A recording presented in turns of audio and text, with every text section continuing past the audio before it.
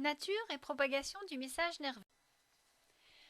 On peut enregistrer un potentiel de repos au niveau d'une fibre nerveuse. Il suffit de disposer d'un oscilloscope, de mettre une électrode à l'intérieur de l'axone et une électrode en surface. Et on va enregistrer entre les deux électrodes une chute de tension d'une valeur de moins 70 millivolts. C'est ce qu'on appelle le potentiel de repos. Alors pourquoi une différence entre l'intérieur et l'extérieur de l'axone? Tout simplement parce qu'il y a une répartition des ions sodium et potassium qui n'est pas la même. Dans le milieu extracellulaire, on va avoir beaucoup d'ions sodium, alors qu'à l'intérieur de la cellule, on va avoir beaucoup d'ions potassium. Et la répartition de ces ions fait qu'il y a une différence de 70 millivolts. L'intérieur étant plus électronégatif que l'extérieur de la cellule. Donc, quand il y a un message nerveux qui passe, on peut enregistrer ce message nerveux qui est une modification de l'état électrique de la membrane. Il suffit d'avoir, donc, dans un bac, on travaille souvent avec un axone géant de Kalmar, ce sont les plus gros axones que l'on connaisse, donc on peut y implanter des microélectrodes. Bien sûr, il faut le mettre dans de l'eau de mer, son milieu d'équilibre.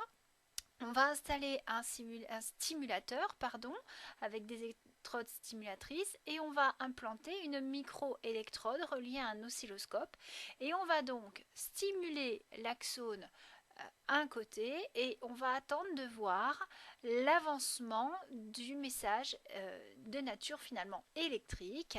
Donc on s'aperçoit en regardant le graphique en bas à droite qu'on enregistre donc ce qu'on appelle un potentiel d'action, c'est-à-dire une inversion du potentiel de repos de la membrane. On part donc à moins 50, moins 70, ça va dépendre des axones. Donc sur ce graphique, on est à moins 50 millivolts et on a une brusque inversion, on passe à plus 40 millivolts, puis en fait ensuite la membrane reprend son état de repos électrique, et donc étape numéro 2 jusqu'à numéro 3, on a une hyperpolarisation, et ensuite on revient à l'état de repos, étape numéro 4. Donc ce potentiel d'action, comment est-ce qu'il naît? Comment est-ce qu'on arrive à dépolariser la membrane? Tout simplement parce qu'on stimule. Donc qu'est-ce qui va se passer? On va stimuler, d'accord, mais il faut un certain seuil de dépolarisation, c'est-à-dire d'inversion de la position des ions, pour que le potentiel d'action naisse et se propage. Donc ici, on a fait des stimulations A et B qui n'atteignent pas le seuil de dépolarisation membranaire. Par contre, la stimulation C, elle, est suffisamment importante. Il y a suffisamment de canaux sodium qui vont s'ouvrir. Il va y avoir suffisamment de sodium qui rentre à l'intérieur de la cellule pour commencer à inverser le potentiel. Et à ce moment-là, on a le pic du potentiel qui atteint son maximum et qui est constant. D'accord? Ce n'est pas parce que la stimulation est plus forte que le pic va être plus élevé. Ce pic est constant. Donc, un potentiel d'action. On va partir d'un potentiel de repos, classiquement pour les cellules humaines, moins 70 millivolts. On va provoquer par une stimulation un début de dépolarisation. Donc, on va voir après quelques canaux sodium s'ouvrent. On va atteindre le seuil. Une fois que le seuil est atteint, et là, il y a un effet domino. Tout s'ouvre et à ce moment-là, on a une dépolarisation. Elle atteint son maximum à 35-40 millivolts positifs. Et une fois que la dépolarisation est complète, il va falloir revenir à l'état de repos, donc repolarisation. Le phénomène inverse se fait, c'est-à-dire qu'on remet les ions chacun de leur côté. Le phénomène est très accentué, va très vite. On arrive à une hyperpolarisation, mais tout va se rééquilibrer, on va arriver de nouveau à un potentiel de repos. Donc ce mécanisme du potentiel d'action, il correspond donc à une entrée de sodium et une sortie de potassium. Alors, c'est pas au programme, sauf pour les SP. Donc qu'est-ce qui se passe? On a au départ des stimuli. Ça fait une prédépolarisation, étape 1. On a ouverture de quelques canaux sodium, intégration neuronale. Donc on va arriver jusqu'au seuil. Si le seuil est atteint, on a une ouverture massive des canaux sodium. voltage dépendant, puisque tout est une histoire de courant électrique. Donc les sodiums vont rentrer à l'intérieur de la cellule, on va être en état de dépolarisation. Sauf qu'il va y arriver un moment où il y aura une activation donc, du canal sodium, c'est l'état réfractaire, on aura beau stimuler plus. La courbe ne montera pas plus haut que 40 millivolts de dépolarisation. Donc à ce moment-là, on va avoir activation du canal potassium. Étape 4 avec sortie des canaux potassium et on va avoir une repolarisation avec parfois une hyperpolarisation transitoire, donc on a trop fait sortir de potassium. Alors vous allez me dire, voilà, les sodiums étaient dehors, on les a fait rentrer, les potassiums étaient dedans, on les a fait sortir. Il va donc falloir rééquilibrer tout ça, d'où ce schéma. Donc vous avez les canaux à potassium, les canaux à sodium. Potassium font sortir, les canaux à sodium font rentrer et il va falloir remettre tout ce monde-là à sa place et c'est là qu'intervient la pompe NAK-ATPase que l'ESP étudie. Donc c'est une pompe qui fonctionne grâce à une molécule énergétique appelée ATP-adénosine triphosphate. Cette ATP, quand elle se brise et libère un phosphate inorganique, ça dégage de l'énergie et la pompe va pouvoir fonctionner, à savoir faire sortir un potassium et en échange faire sortir un sodium et rentrer en échange un potassium. Le potentiel d'action, donc c'est une inversion de la polarisation entre l'extérieur et l'intérieur de la cellule. Cette inversion va être contagieuse, c'est-à-dire que le potentiel d'action va se propager de proche en proche. Puisqu'on modifie l'équilibre ionique d'une zone, forcément, comme les ions se déplacent, on modifie l'équilibre ionique de la zone voisine. Donc il y a certains neurones qui ne possèdent aucune protection et donc la dépolarisation se fait de proche en proche. Certains neurones possèdent une protection qu'on appelle la gaine de myéline. Ce sont des cellules particulières qui s'enroulent autour de l'axone pour le protéger. Et cette gaine de myéline, elle est lipidique, donc elle est isolante. Elle va empêcher la propagation de proche en proche. Par contre, entre les gaines de myéline, il y a des nœuds, des trous qu'on appelle les nœuds de Ranvier, du nom de leur découvreur. Et donc, en fait, la dépolarisation va se faire en sautant les gaines de myéline. Donc on va parler d'une conduction par bond ou d'une conduction saltatoire. Et cette conduction est nettement plus rapide que celle de la conduction d'un neurone qui ne possède pas de gaine de myéline. Donc voici un autre dessin d'un neurone avec ses gaines de myéline. Donc même les ramifications de la terminaison axonale possèdent des cellules de Schwann, en fait, du nom de leur découvreur. Ce sont des cellules qui vont s'enrouler autour de l'axone et former la gaine de myéline.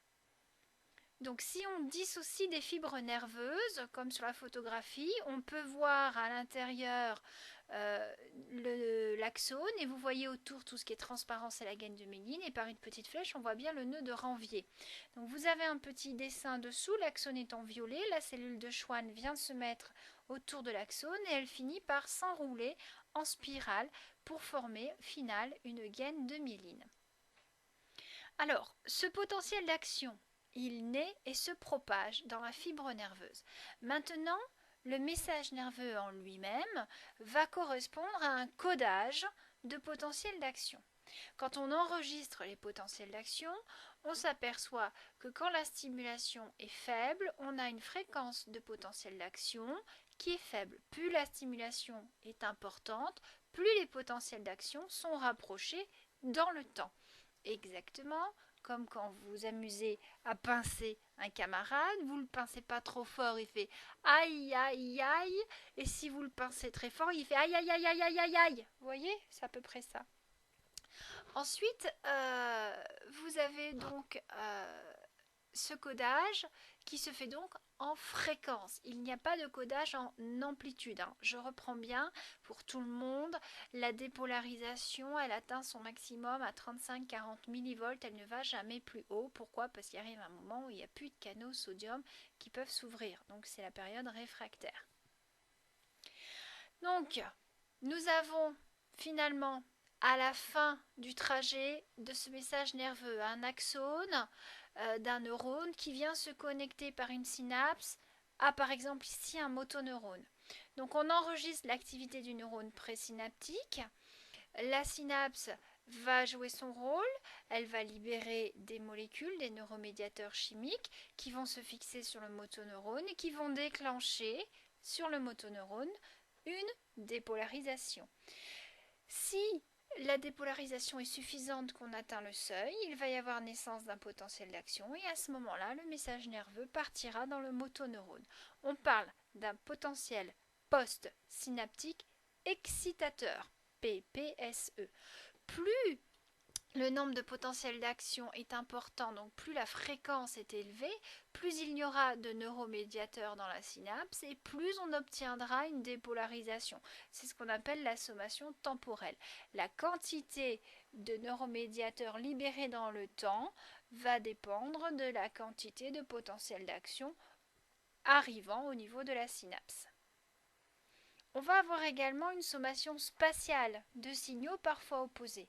Vous pouvez avoir un motoneurone qui va recevoir une synapse par un axone d'un neurone excitateur ou elle va être en contact avec un axone du neurone inhibiteur. Donc typiquement dans le schéma du réflexe achilléen, vous avez, souvenez-vous, les motoneurones qui sont en contact avec les axones des neurones sensitifs provenant du muscle, mais qui sont également en contact avec des interneurones inhibiteurs. Donc maintenant, ce motoneurone, lui, il va déclencher un message nerveux, donc des potentiels d'action, en fonction des informations qu'il reçoit, c'est-à-dire des neurotransmetteurs provenant de la synapse excitatrice, celle de gauche, et des neuromédiateurs provenant de la synapse inhibitrice, celle de droite. Vous avez un petit tableau dessous qui récapitule tout ça. À gauche, les activités des neurones excitateurs inhibiteurs. À droite, le résultat du motoneurone. Donc, première ligne, les deux synapses ne fonctionnent pas. Notre motoneurone est au potentiel de repos environ moins 70 mV. Deuxième ligne, seule la synapse excitatrice fonctionne. On a donc un PPSE, potentiel post-synaptique excitateur. On a une dépolarisation qui se met en route et donc le motoneurone à son tour va continuer le message nerveux. Si, troisième ligne, l'axone excitateur ne fonctionne pas, mais l'axone inhibiteur fonctionne. Donc là, on a un message nerveux qui provient d'un axone inhibiteur. À ce moment-là, on va avoir un PPSI, donc un potentiel post-synaptique inhibiteur, c'est-à-dire que le neurotransmetteur qui est passé a provoqué une hyperpolarisation, c'est-à-dire qu'au lieu d'être à moins 70, on descend parfois jusqu'à moins 100. Donc du coup, ça va être encore beaucoup plus dur de réveiller le motoneurone et de faire naître un potentiel d'action. Donc là, la synapse est inhibitrice, le motoneurone ne lancera pas de potentiel d'action, ne continuera pas le message nerveux. Si au contraire, les deux synapses fonctionnent, on a à la fois des neurotransmetteurs excitateurs et des neurotransmetteurs inhibiteurs. Donc là, il va falloir jouer de la balance entre les deux, voir la quantité duquel est plus importante.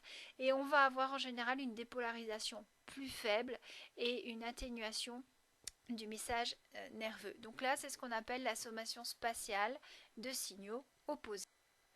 Donc, ce mécanisme de transmission synaptique de l'influx nerveux, vous l'avez vu en première S, comment ça fonctionne?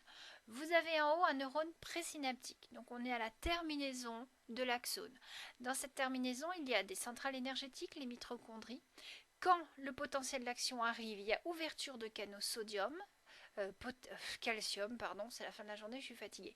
Donc ouverture des canaux potassium, dis donc, j'insiste, calcium. Alors, comment fonctionne un récepteur d'un motoneurone quand il reçoit un neurotransmetteur? Comment est-ce qu'on arrive à partir d'un neurotransmetteur à déclencher une dépolarisation de la membrane du neurone post-synaptique, c'est-à-dire après la synapse? Donc vous avez deux schémas. En haut, vous avez le cas où le récepteur est inactivé. Donc vous avez la membrane en bleu, le récepteur en marron, lésion à l'extérieur, lésion à l'intérieur, du neurone. Donc, quand le récepteur est inactivé, c'est-à-dire que le neurotransmetteur n'est pas libéré dans la synapse, le canal est fermé, les ions ne peuvent pas circuler. À partir du moment où le neurotransmetteur se fixe sur le récepteur, le canal va s'ouvrir, il devient perméable et les ions vont pouvoir circuler. On a donc un effet physiologique qui sera à l'origine d'un effet électrique et on aura donc dépolarisation de la membrane et si elle est suffisante, qu'on passe le seuil, naissance d'un potentiel d'action. Donc une synapse maintenant plus particulière, c'est la synapse neuromusculaire qui se fait entre un neurone en haut à droite et une fibre musculaire en bas à gauche. Bon, vous allez me dire, on n'y comprend pas grand-chose à cette électronographie. Et oui, alors une petite légende dessous, ça fera du bien. Donc en haut à droite, le neurone présynaptique. Toutes les petites boules que vous voyez, ce sont les vésicules qui contiennent le neuromédiateur, l'acétylcholine. On voit très bien la fente synaptique et dessous, la cellule musculaire postsynaptique. La flèche vous montre très bien les fibres contractiles des cellules musculaires. Les grosses taches grises avec des petites ondulations, ce sont les mitochondries, les centrales énergétiques de la cellule. Pour ceux qui ont encore du mal, un petit schéma. C'est plus joli en rose. Voilà, donc les vésicules en rouge, l'espace synaptique en violet et les cellules musculaires en rose. Donc ici, on a des vésicules qui vont libérer des neurotransmetteurs ou neuromédiateurs qui vont se fixer sur des récepteurs de cellules musculaires. Et là, on n'aura pas naissance d'un potentiel d'action, on aura provocation de la contraction de la fibre musculaire. Alors certains produits vont perturber les synapses, c'est le cas du curare, donc les Indiens d'Amazonie l'utilisent pour chasser leurs proies, parce que ça paralyse en fait les muscles. Tout simplement, pourquoi? Vous avez à gauche la molécule d'acétylcholine, c'est un neuromédiateur de la jonction neuromusculaire. Et à droite, vous avez la molécule de curare. On va retrouver une partie plus ou moins identique. Dans le curare, c'est la partie de droite de la molécule, la partie verticale droite. Alors, qu'est-ce qui se passe en fait? On peut faire une expérience. À droite, on introduit au temps T0 une dose test d'acétylcholine. C'est la courbe 1. Donc, on injecte de l'acétylcholine, on voit que le muscle se contracte et répond. En 20 millisecondes, il atteint son maximum de contraction. On répète l'expérience en ajoutant à cette dose test des concentrations croissantes de curare. C'est-à-dire qu'on injecte l'acétylcholine plus du curare. Et on fait des quantités croissantes. Donc courbe numéro 2, on met une faible quantité de curare. Courbe numéro 3, on en rajoute un peu plus. Courbe numéro 4, on en rajoute un peu plus. Et vous voyez que plus on augmente la quantité de curare, moins le muscle se contracte. Alors pourquoi? Tout simplement parce que la molécule de curare, qui est complémentaire du récepteur de l'acétylcholine, puisqu'elle a la même forme en partie que l'acétylcholine, va se fixer sur le récepteur de l'acétylcholine, mais comme ce n'est pas de l'acétylcholine, elle ne va pas déclencher l'ouverture du canal et la dépolarisation de la membrane. Et donc, le récepteur est occupé, la place est prise, la molécule d'acétylcholine ne pourra pas venir se fixer dessus. Ce qui veut dire finalement que la jonction neuromusculaire ne fonctionne pas, elle paralyse. C'est exactement comme si vous deviez aller à un rendez-vous chez le médecin en centre-ville, vous avez une place pour garer votre bagnole et puis manque de bol, la place elle est déjà prise, vous ne pouvez pas vous garer. Et là c'est pareil, il y a la molécule de curare qui a pris la place et la molécule d'acétylcholine, elle a beau être là, elle circule, elle ne peut pas se garer, elle ne peut pas se mettre dans le récepteur. Voilà, donc on peut utiliser ces molécules, certains dérivés aussi du curare en anesthésie. Et c'est ce qu'on appelle des myorelaxants parce que pour le coup on empêche le muscle, myo veut dire muscle, de se contracter, donc on va le détendre. Par contre il faut bien doser, hein. C'est pour ça que les anesthésistes sont des vrais médecins, hein. Voilà, donc je vous ai mis quelques liens de vidéos à voir. Alors je ne sais pas une fois que j'aurai fait l'encodage de ma vidéo si les liens seront actifs, sinon vous n'aurez plus qu'à les recopier à la main. Bon courage!